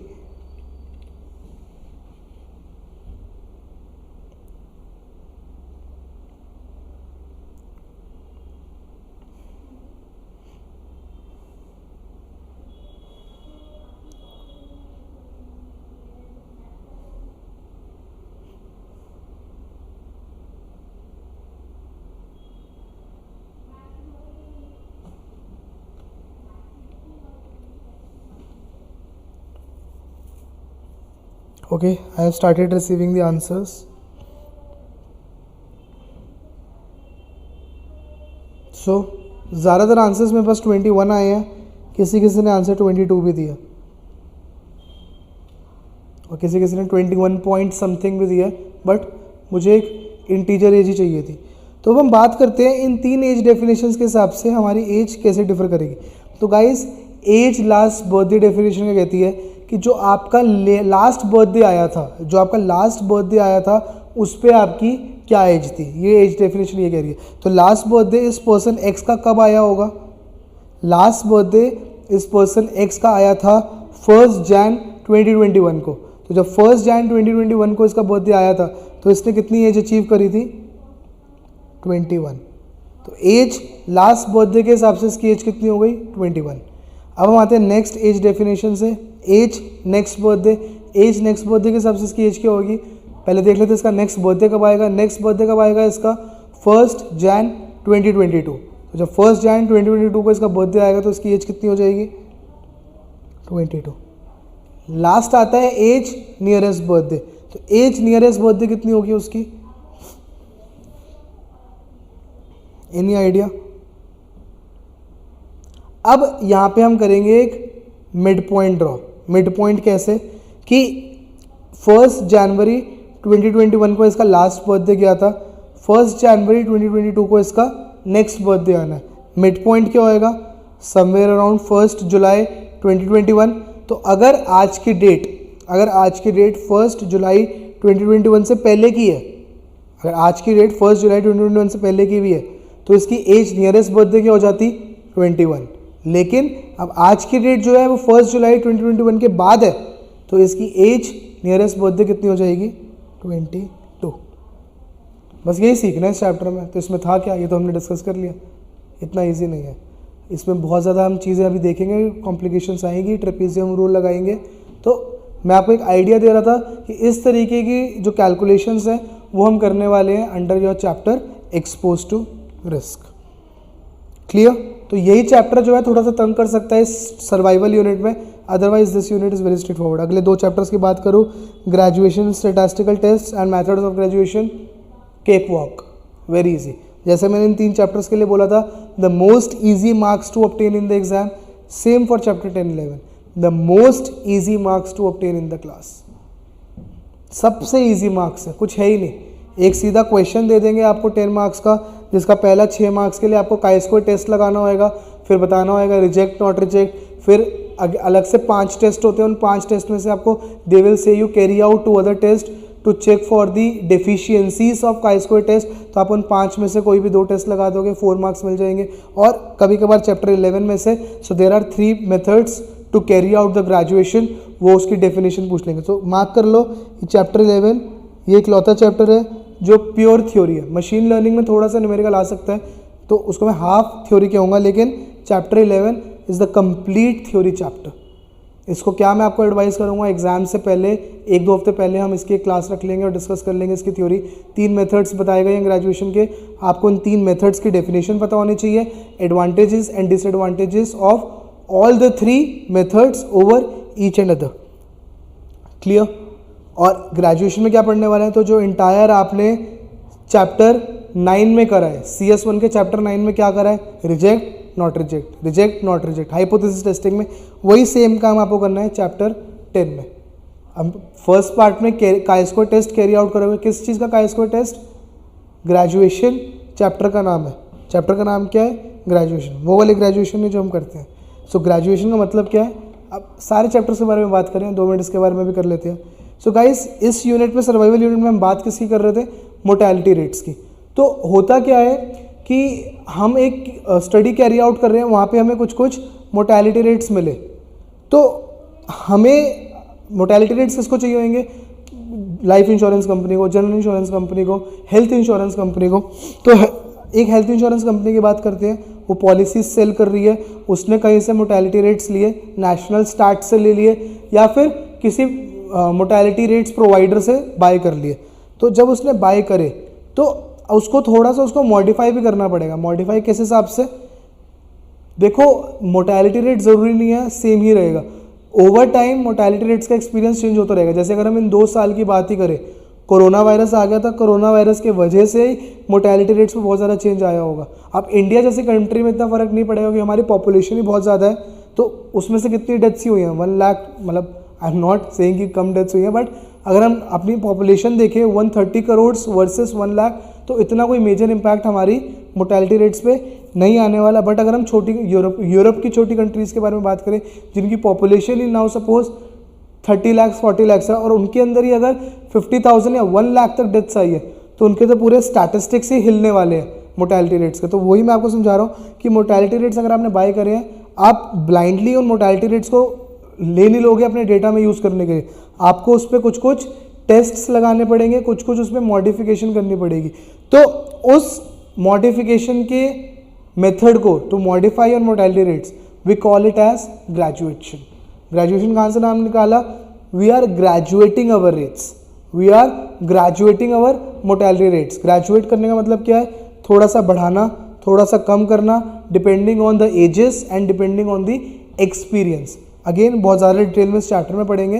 तो क्रूड रेट्स हमारे पास आएंगे, जो हमने रेट्स बाय करे या फिर रेट्स जो हमें मिले या फिर जो हमारे पास्ट रेट्स थे, उनको हम क्या बोलेंगे, क्रूड रेट्स। तो उन क्रूड रेट्स पे जो हम अपनी मॉडिफिकेशन करेंगे, उस प्रोसेस को क्या बोलेंगे, ग्रेजुएशन। तो तो ग्रेजुएशन करने के बाद जो रेट्स आएंगे फिर हम उस पर क्या लगाएंगे, काई स्क्वायर टेस्ट, कि क्या हमारे पास इनफ एविडेंस है to say that these graduation rates are the true rates. अब वो काई स्क्वायर टेस्ट अगर पास हो जाता है उसके बाद हम उसकी डेफिशिएंसीज देखेंगे। काई स्क्वायर टेस्ट की भी कुछ कुछ डेफिशिएंसी है जो हमने CS1 में नहीं देखी थी, अब हम CS2 में देखेंगे। तो उस काई स्क्वायर टेस्ट की डेफिशिएंसीज के लिए भी 5 to 6 टेस्ट्स हैं, उनको हम अप्लाई करेंगे देखने के लिए कि क्या ये जो काई स्क्वायर के रेट्स हैं हम यूज़ कर सकते हैं अपनी इन्वेस्टिगेशन में या नहीं। तो ये सब काम हम किस में करने वाले हैं, अपने चैप्टर 10 में। और वही types of methods of graduation में वो थ्योरी चैप्टर है, वो हम पढ़ेंगे अपने चैप्टर 11 में। तो यहाँ पे आके हमारा CT4 का पोर्शन खत्म हो जाएगा of CS2। Any doubt still here? I am giving you 30 seconds. कोई भी डाउट है यहाँ तक you can write in the chat section, then we will proceed to the rest of the course.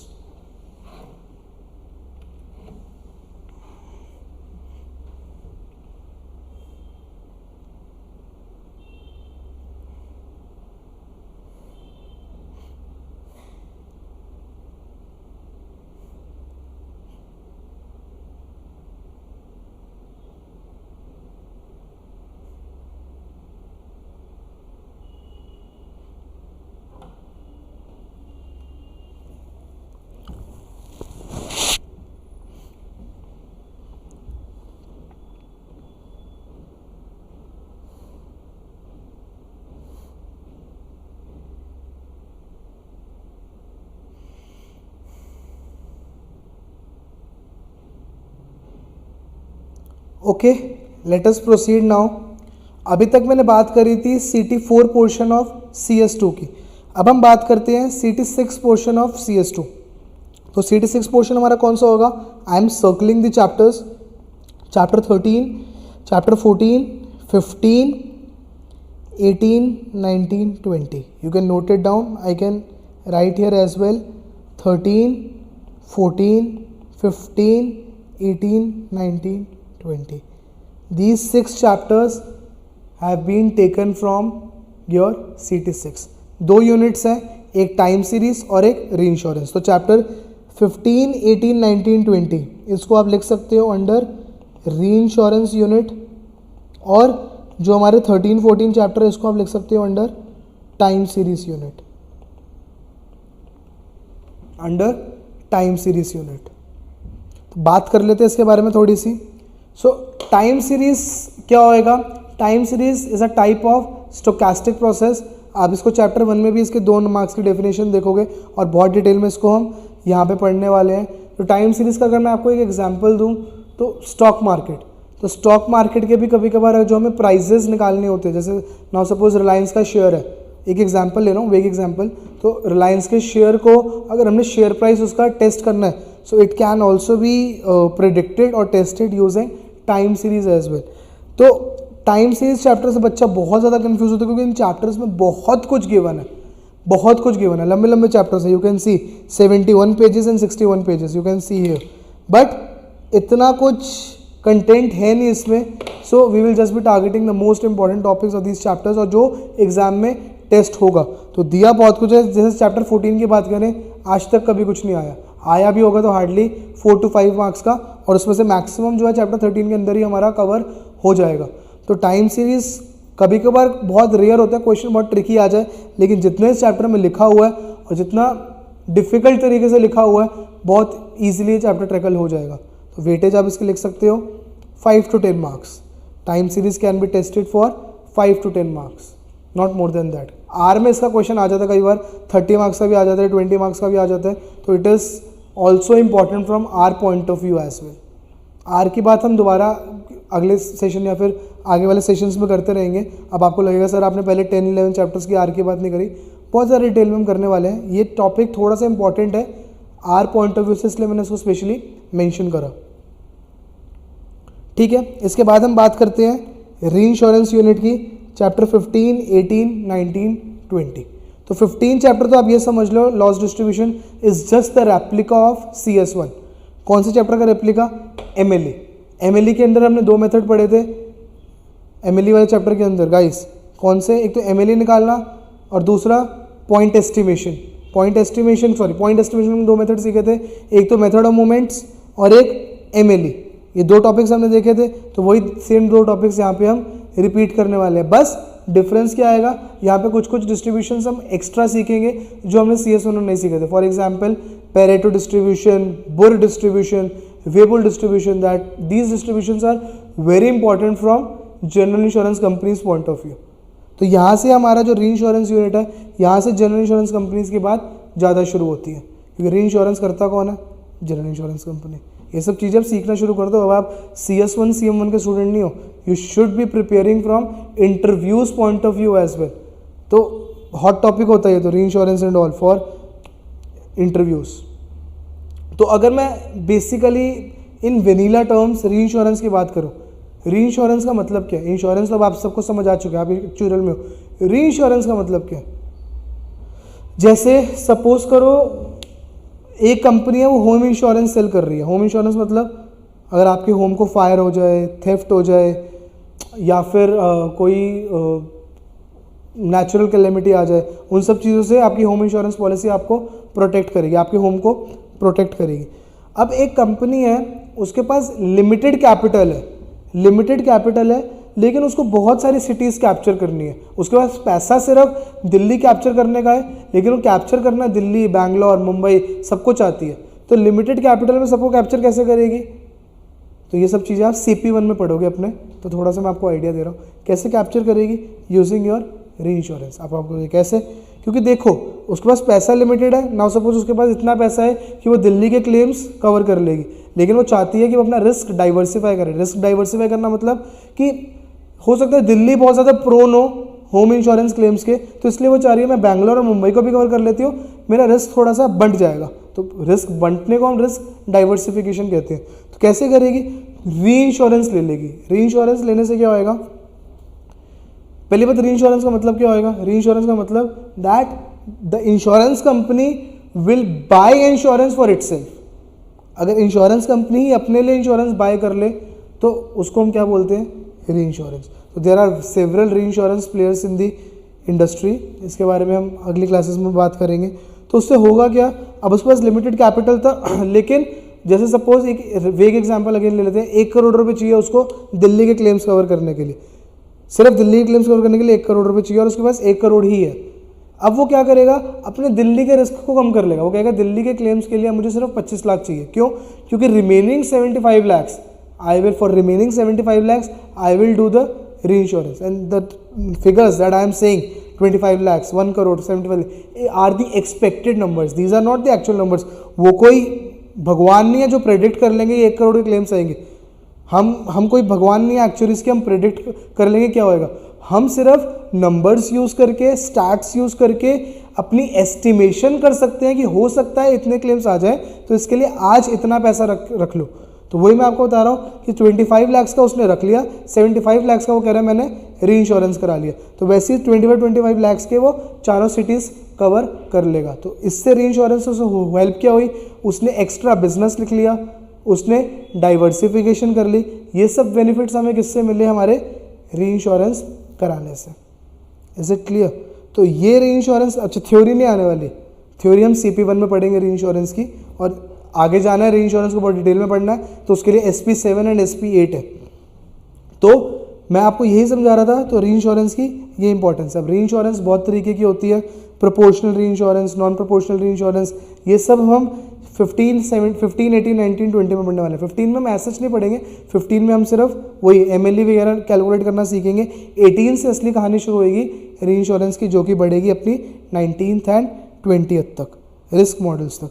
अगर इसकी वेटेज लिखना चाहते हो, you can write down from 15 to 25 of these 4 chapters. ये 4 चैप्टर हमारे 15 to 25 की वेटेज के बीच में रह सकते हैं। 15 to 20 लिख लो for the safe side. Any doubts, तो री इंश्योरेंस भी हमने समझ लिया। अब हमारे सिर्फ 3 वो चैप्टर्स रह गए जो कि हमारे सिलेबस में, सॉरी 4 वो चैप्टर्स रह गए जो हमारे कोर्स में नए ऐड हुए थे। Mortality projection, extreme value theory, copulas and machine learning. तो थोड़ी सी बात मैं मोर्टेलिटी प्रोजेक्शन के बारे में भी कर लेता हूँ। मोर्टेलिटी प्रोजेक्शन नाम से ही पता लग रहा है, what we are doing, we are projecting the mortality rates, we are projecting the mortality rates. Why we are projecting the mortality rates? क्योंकि हमारा काम ही करना ये है। क्योंकि अगर हमें इंश्योरेंस कंपनीज ने अपने रिस्क लिखने हैं तो रिस्क लिखने के लिए उनको ये तो पता होना चाहिए कि मोर्टैलिटी का एक्सपीरियंस आगे जाके कैसा रहेगा। अगर इंश्योरेंस कंपनीज ने ये पेंडेमिक के लिए थोड़ा सा कुशन रखा होता, ऑब्वियसली रखा होगा, तो जिस कंपनी ने रखा होगा उस कंपनी ने इस कोविड इम्पैक्ट से बहुत अच्छे से उभर गए होंगे। लेकिन जिसने नहीं लिखा होगा, जो कि बहुत खुला चल रहे होंगे, हमें कुछ रखने की जरूरत नहीं है, बहुत मेडिकल एडवांसमेंट आ गया, कोरोना वोरोना कुछ नहीं है, क्या कर लेगा कोई भी पेंडेमिक आके, वो बहुत रियून हुई भी है। जिन्होंने अपने पास रिजर्व्स नहीं रख रखे थे एक्स्ट्रा, बहुत कंपनीज रियून हुई हैं। वो बहुत हेफ्टी क्लेम्स आए हैं कोरोना वायरस के टाइम पे।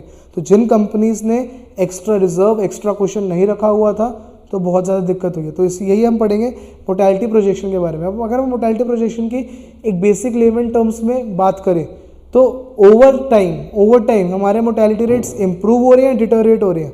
Anyone quickly in the chat section, over time हमारे मोर्टैलिटी रेट्स डिटोरिएट हो रहे हैं या अच्छे हो रहे हैं? Quickly in the chat section, I am waiting for your responses.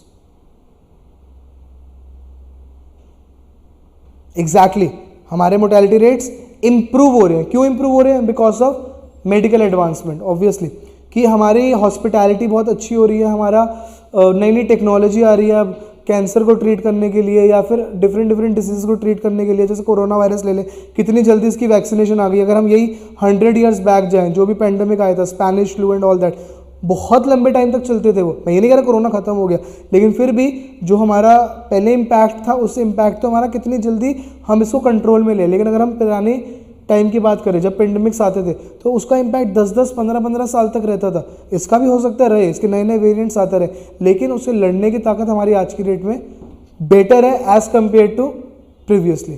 तो इसलिए हमारे मोर्टैलिटी रेट्स पहले से इम्प्रूव ही हो रहे हैं, लेकिन वो थोड़ा सा उसका नेगेटिव इफेक्ट भी आ रहा है। वाई? थोड़ा सा उसको काउंटर करने के लिए एक चीज़ और है, यस एग्जैक्टली, आवर लाइफस्टाइल। जैसे अगर हम इंडिया की बात ही करें, जैसे जिसके लिए बहुत ज़्यादा ग्लोबल मीट्स भी होती हैं, क्लाइमेट चेंज क्यों? Use of plastic, pollution and all that things that are also हम जो लोग दिल्ली में रहते हैं, दिल्ली का क्या रहता है एवरेज AQI 200, 250, और जबकि ग्लोबली क्या कहा जाता है 50 से ऊपर बहुत ज़्यादा डेंजरस है रहने के लिए। और समहाउ जो आनंद विहार के आसपास रहते हैं 500 तक हमारा AQI जाता है, मतलब 500 तो it's like we are living in a gas chamber. तो ये थोड़ा सा फैक्टर, इसको भी फैक्टर इन करना पड़ता है हमें मोर्टैलिटी प्रोजेक्शंस करते वक्त, कि ये चीज़ हमारे मोर्टैलिटी रेट्स को डिटोरिएट भी कर रही है। So this is the medical advancement versus all the negative factors that are there in our society. तो ये सारे फैक्टर इन करके हम क्या पढ़ेंगे? अपने मोर्टैलिटी प्रोजेक्शन। अच्छा, यहाँ हमने फैक्टर्स कुछ भी नहीं पढ़ना, कहीं आप समझो कि हम फैक्टर्स पढ़ने वाले नहीं। This subject is not at all about theory. यहाँ पे हम सिर्फ डिफरेंट मेथड्स देखेंगे, डिफरेंट मॉडल्स देखेंगे that we use to project our mortality. Already models given है, हमने सिर्फ उनको यूज़ करके सीखना है कैसे कैसे मोर्टैलिटी प्रोजेक्ट करी जा रही है, कैसे कैसे हम डेटा को ग्रुप कर सकते हैं, ग्रुप करने में क्या क्या दिक्कत आती है, ये सब चीज़ें हम थोड़ा बहुत इसके अंदर पढ़ने वाले हैं। नेक्स्ट हम आते हैं कॉपुलास और एक्सट्रीम वैल्यू थ्योरी। इसको अभी मैं डिस्कस नहीं करूंगा, reason being this is more about the numerical things. कुछ मॉडल्स पढ़ेंगे और उस पर हम लगाएंगे कि एक्सट्रीम में जाके हमारी क्या वैल्यूज आएंगी, या फिर copulas is the grouping of the different distributions. तो इसके बारे में हम जब हम चैप्टर्स पढ़ेंगे तभी पढ़ने लगे। इसमें कुछ ऐसा एक्सप्लेन करने को नहीं है, सिर्फ न्यूमेरिकल थिंग्स है और वो हम जैसे जैसे हम सीखते रहेंगे। Last is machine learning. Again थोड़ा सा ये आर पे ज़्यादा इंपॉर्टेंट चैप्टर है, आर के लिए बहुत ज़्यादा इंपॉर्टेंट चैप्टर। एक मैंने आपको टाइम सीरीज बोला, दूसरा मशीन लर्निंग बोला, इसका मतलब ये नहीं और कुछ भी नहीं आएगा। हर एक इस पूरे कोर्स में से कुछ भी आ सकता है एक्सेप्ट चैप्टर 11। चैप्टर 11 से कुछ नहीं आएगा क्योंकि वो थ्योरी है, बाकी कुछ भी आ सकता है आर में। बस मैंने आपको बताया थोड़ा सा मशीन लर्निंग और टाइम सीरीज थोड़े से हॉट टॉपिक है आर पे पूछने के लिए। Any doubt still here? This covers my whole introduction of the index page. पूरा मैंने आपको इंडेक्स पेज बता दिया कि CS2 में क्या क्या है, क्या क्या वेटेज है, कैसे कैसे टैकल करना है। किसी को कोई भी डाउट है यहाँ तक, quickly ask me.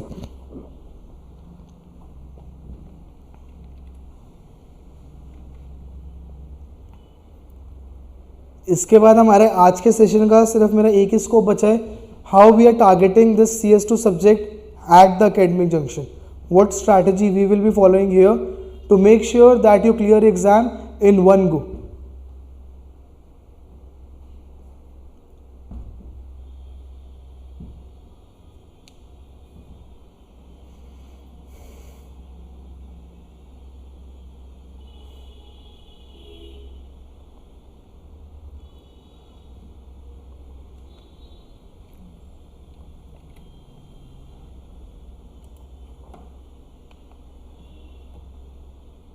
Guys, any idea?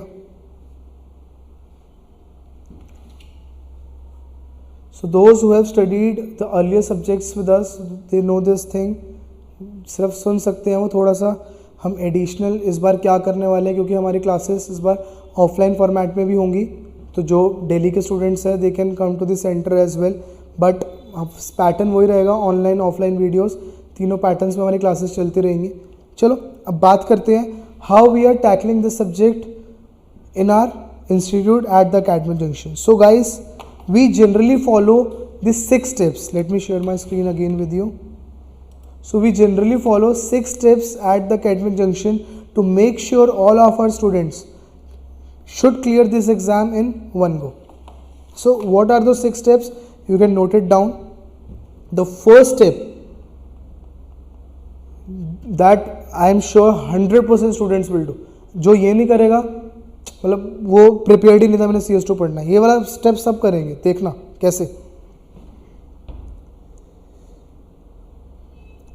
Attend the class either in offline, online or video mode.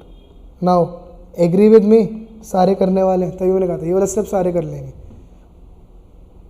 ठीक है, वीडियो मोड सिर्फ मैं उनको बोलूँगा करें जो थोड़े जॉब्स के लिए वो है कि जॉब में टाइम नहीं मिल पा रहा, क्योंकि वैसे भी क्लासेस वीकेंड्स होंगे, तो गाइस 2-2 घंटे आप क्लासेस के लिए निकाल पाओगे.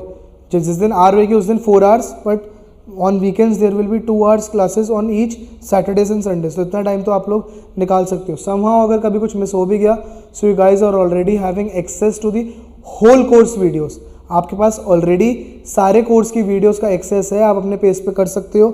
लेकिन मेरा क्या एडवाइस रहेगी कि before coming to the class आप उस चैप्टर की वीडियो पहले ही देख के आओ, तो बेटर है. नहीं भी देख के आओगे तो भी चलेगा, लेकिन लाइव क्लास तो अटेंड करो ही करो, इधर इन ऑफलाइन और online format. Live class attend करने का तो ऑब्वियसली 2 ही मेथड है. सेकेंड स्टेप, जैसे ही हमने एक पर्टिकुलर चैप्टर की क्लास कर ली, जैसे ही हमने एक पर्टिकुलर चैप्टर की क्लास कर ली, सेकेंड स्टेप क्या होएगा? Read core reading of that chapter, read core reading and practice the questions. कौन से questions? Practice questions. Practice questions कहाँ गिवन है आप सबको पता है, हर चैप्टर के लास्ट में हमारे practice questions गिवन है. स्पेशली वो questions हमें बिल्कुल भी नहीं लीव करने जिनके ऊपर एग्जाम स्टाइल लिखा हुआ है, वो तो हमारे माई बाप है, मतलब बिल्कुल वो क्वेश्चन से प्रैक्टिस करने ही करने हैं. उसके अलावा भी क्वेश्चंस प्रैक्टिस कर सकते हो. फर्स्ट स्टेप क्लास अटेंड करी, सेकंड स्टेप को रीडिंग पढ़ी और उसके बाद उसके साथ में उसके क्वेश्चंस प्रैक्टिस कर लिए.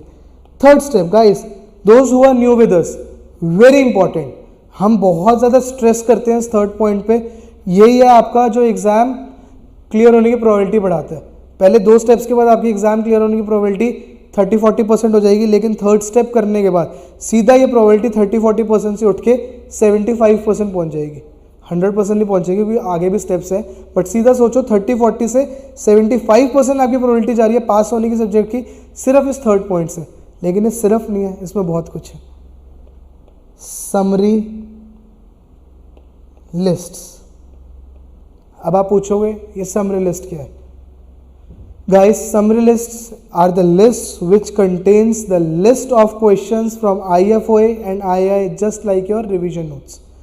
हमने क्या करा है, हमने चैप्टर वाइज क्वेश्चंस लिस्ट कर रखे हैं. नाउ सपोज हमने देखा mark of jump chapter 2, chapter 2 का कोई भी क्वेश्चन अप्रैल 14 में आया हुआ, अप्रैल 15 में आया हुआ, II में आया हुआ, IFOA में आया हुआ, उसके पूरे लिस्ट हमने उस चैप्टर की समरी लिस्ट में बना रखी है। जैसे चैप्टर 2 की सपोज करो एक समरी लिस्ट है, तो उसके अंदर आपको सारे क्वेश्चंस मिल जाएंगे। अप्रैल 18 का क्वेश्चन 2 ट्राई करो, अप्रैल 17 का क्वेश्चन 3 ट्राई करो। इस तरीके से समरी लिस्ट हमने हर एक चैप्टर वाइज बना रखी है ताकि आपको क्वेश्चंस ढूंढने की जरूरत ना पड़े। क्योंकि होता क्या है, कुछ कुछ बच्चों की प्रैक्टिस ये रहती है कि पहले हम सारा कोर्स कर लें फिर पास पेपर्स में मूव करो। गाइस मेरी अप्रोच नहीं रहती, चैप्टर करते जाओ, जो चैप्टर कर रहे हो उसको पक्का कर लो एग्जाम पॉइंट ऑफ व्यू से। जैसे हमने चैप्टर 2 करा, चैप्टर 2 का हमने क्लास अटेंड करी, उसके प्रैक्टिस क्वेश्चंस कर लिए, उसकी समरी लिस्ट खत्म कर दी। समरी लिस्ट खत्म करने से क्या होएगा, उस चैप्टर को आप टिक मार सकते हो from exam point of view, अब मेरा चैप्टर कवर है। क्योंकि आपने कुछ बचा ही नहीं, सारी इसके आपने प्रैक्टिस क्वेश्चंस भी कर लिए, पास पेपर्स भी कर लिए, आई भी कर लिया, IFOA भी कर लिया। अगेन इसमें क्वेश्चन आएगा क्या हमें आई भी करना है। Guys who are preparing from IFOA वो सिर्फ IFOA पे टारगेट करोगे, आई का पैटर्न थोड़ा सा डिफरेंट है। और जो आई से टारगेट कर रहे हैं, आप आई तो करोगे ही करोगे, IFOA भी कर लेना साथ में एडिशनल प्रैक्टिस के लिए, क्योंकि आपको ऑब्वियसली एक स्टेप आगे ही रहना है, कुछ भी आ सकते हैं आई में। Clear the summary list. इसमें अच्छा एक और चीज़ इसमें और है, IFOA के पेपर्स के क्वेश्चंस, आई के पेपर के क्वेश्चंस प्लस एक सीरीज के क्वेश्चंस। एक सीरीज के क्वेश्चंस भी इनकी यूनिट वाइज है, उनको हमने चैप्टर वाइज जॉट डाउन कर रखा है। Clear. Fourth step again very important, doubts related to first 3 steps. जो भी आपको पहले 3 स्टेप्स में किसी भी चैप्टर में कोई भी डाउट है, उनके लिए fourth step is the doubt class. Doubt class कैसे, अभी तक ऑनलाइन हो रही थी, तो कुछ कुछ बच्चों को जो दिल्ली में रहते हैं उनको था कि हमें फेस टू फेस इंटरेक्शन में मिले। So for you guys we are again back with our 3D Wednesdays.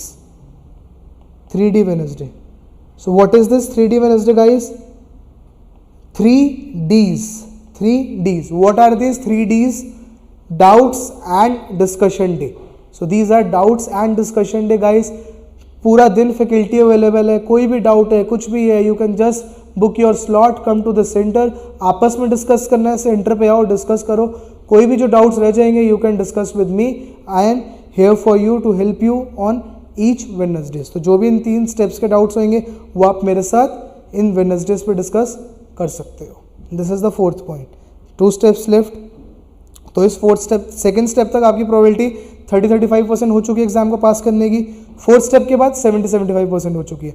अब लास्ट 2 स्टेप्स के बाद इसको हमें 100% करनी है। कैसे? Fifth step is chapter wise assignment. तो इसमें हमने क्या करा हुआ है, चैप्टर वाइज अब कुछ कुछ असाइनमेंट्स बना रखी है, पास पेपर से क्वेश्चंस लेके, दूसरे तरीके से क्वेश्चंस लेके। जैसे ही आपका चैप्टर कंप्लीट हो जाएगा उसकी असाइनमेंट प्रैक्टिस कर लो, तो उससे क्या होएगा, पास पेपर्स भी कवर हो गए। अब हमने एग्जाम पैटर्न में असाइनमेंट भी प्रैक्टिस कर ली, लेकिन ये सेल्फ असाइनमेंट है, आप थोड़ा सा बुक की हेल्प भी ले सकते हो, बट हम यही बोलेंगे एग्जाम पैटर्न में करो बढ़िया है। लेकिन मुझे पता है कोई करता नहीं है, सॉल्यूशन इधर उधर देख के करते हो, चलेगा वो भी, लेकिन हाँ असाइनमेंट्स के बाद हमें प्रैक्टिस करनी है।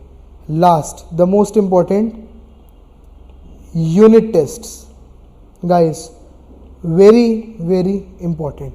These unit test you have to give in the exam time. जैसे सपोज इसकी आपको प्रॉपर आपका ये स्केड्यूल, अच्छा इन सारी चीज़ों का आपके पास पहले स्केड्यूल आ जाएगा, किस दिन आपका डाउट क्लास और किस दिन आपका असाइनमेंट है, किस चैप्टर की किस दिन यूनिट टेस्ट है, किस दिन आपका मॉक है, ये सारा स्केड्यूल आपको स्टार्टिंग में ही मिल जाएगा। आज की क्लास के बाद आपको आपके सॉफ्टवेयर पे वो अपलोड हो जाएगा पूरा स्केड्यूल, आप उधर से देख सकते हो। पूरी चीज़ें हमने पहले ही डाल रखी है कि आपका सपोज चैप्टर 2 का टेस्ट 2 दिसंबर को है, चैप्टर 3 का टेस्ट आपका 4 दिसंबर को है, ये सारी डेट्स हमने पहले ही आपको दे रखी है। पूरे CS2 कंप्लीट स्केड्यूल फाइल में आपका मॉक इस दिन है, keeping in mind II exam dates and IFO exam dates, इसको ध्यान में रखते हुए हमने आपका पूरा स्केड्यूल प्रिपेयर कर दिया है अप्रैल 2022 डाइट का। So you can go through the schedule as well. तो हम थे यूनिट टेस्ट पे। यूनिट टेस्ट हमने किस तरीके से बनाया है, जो जो चैप्टर क्लब होके एग्जाम में पूछे जाएंगे उसी तरीके से हमने यूनिट टेस्ट प्रिपेयर करें। जैसे सपोज चैप्टर 1, 2, 3 इकट्ठे पूछे जाएंगे, तो चैप्टर 1, 2, 3 का एक टेस्ट है, 4, 5 इकट्ठा पूछा जाएगा, 4, 5 का एक यूनिट टेस्ट है। तो इस तरीके से हमने यूनिट्स वाइज अपना टेस्ट बना रखा। चाहिए यूनिट्स बुक वाली यूनिट्स नहीं है, ये यूनिट्स जो हमने प्रिपेयर करी हुई है उस हिसाब से आपके ये टेस्ट प्रिपेयर है। इसके ऊपर प्रॉपर आपको फीडबैक मिलेगा, प्रॉपर मार्क्स मिलेंगे, ताकि आपको पता लगे कि हम इन चैप्टर्स के लिए कितने तैयार हैं एग्जाम पॉइंट ऑफ व्यू से। एंड तक हमारे यूनिट टेस्ट चलेंगे सारे चैप्टर्स के। आर का टेस्ट होएगा, इसमें एक आर का टेस्ट भी हमारा रहेगा, बेसिक आर का भी ले लेंगे हम आपका, जब CS1 का होएगा उसके साथ आपका बेसिक आर का भी हो जाएगा, ताकि आपके बेसिक आर के कॉन्सेप्ट रिवाइज हो जाए। इसके बाद हमारे मॉक्स होंगे II के लिए CS2A का मॉक, CS2B का मॉक, IFOA के लिए CS2A का मॉक, CS2B का मॉक। तो इस तरीके से हम अपना कोर्स पूरा का पूरा कवर करने वाले। Any doubts till here you can ask me in the chat section. I will just take 2 to 3 minutes to conclude this session. Quickly ask me if you have any doubts. You can put in the chat section.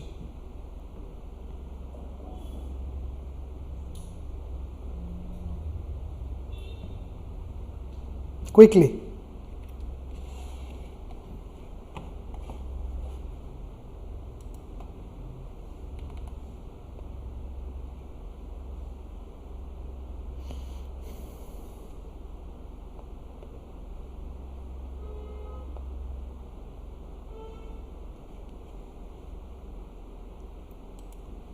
Okay guys, now let us talk about how we will be proceeding with the course. कौन सा chapter हम start करेंगे next class में, कैसे हम पढ़ना शुरू करेंगे और कैसे कैसे अपने कोर्स को टैकल करेंगे, इसके बारे में बात कर लेते हैं। Then we are good to go. So guys, I genuinely starts with the those topic जो थोड़ा सा कैलकुलेटिव है, ताकि आपको कॉन्फिडेंस आ जाए कैलकुलेशंस पे, और जो कि आपने ऑलरेडी पढ़ा हुआ है CT 3 में। So we will be starting with chapter 15। In the next class we will be starting with the chapter 15 loss distribution, then we will move to the 18, 19, 20। तो पहले हम अपना पूरा रीइंश्योरेंस का यूनिट खत्म कर देंगे, which consist of again 15 to 25 marks. तो रीइंश्योरेंस का हमारा यूनिट खत्म हो जाएगा। उसके बाद हम मूव करेंगे चैप्टर 6 to 11 पे, दैट इज सर्वाइवल यूनिट। तो इससे क्या होएगा, अगेन हमारा ईजी वाला कोर्स खत्म हो जाएगा सारा। और इजी वाला कोर्स पहले खत्म करने का फायदा क्या है, ताकि जो ट्रिकी वाला कोर्स है स्टोकास्टिक यूनिट 1 to 5 वो हम जितना एग्जाम के आसपास करें उतना फायदा, या फिर जितना हम उसको बाद में करें उतना वो हमारे माइंड में स्टक रहेगा। तो इसलिए मैंने स्टोकास्टिक यूनिट जेन्युइनली बाद में रखा हुआ। तो पहले reinsurance unit, then survival unit, after that stochastic unit 1 to 5। उसके बाद हम इस पर टाइम इन्वेस्ट करेंगे। उसके बाद mortality projection, time series, extreme value theory and copulas. And in between, somewhere between, while taking your R classes, we will be having one discussion session on machine learning as well. So पहले reinsurance, survival, stochastic, and after that all the things chapter wise. So इस pattern में हम पढ़ेंगे। Next class में हम अपने chapter 15 पे start करेंगे लॉस डिस्ट्रीब्यूशंस। अगेन उसका 80 to 90% ऑलरेडी हम CS1 में पढ़ चुके हैं, तो बहुत ज़्यादा दिक्कत नहीं आएगी हमें। उसके बाद हम जो फर्स्ट नया टॉपिक पढ़ेंगे CS2 का, वो हम देखेंगे रीइंश्योरेंस है। Very interesting unit, very calculative unit, मज़ा आएगा इसको पढ़ के। Okay guys, so that's it for today, will continue in the next class.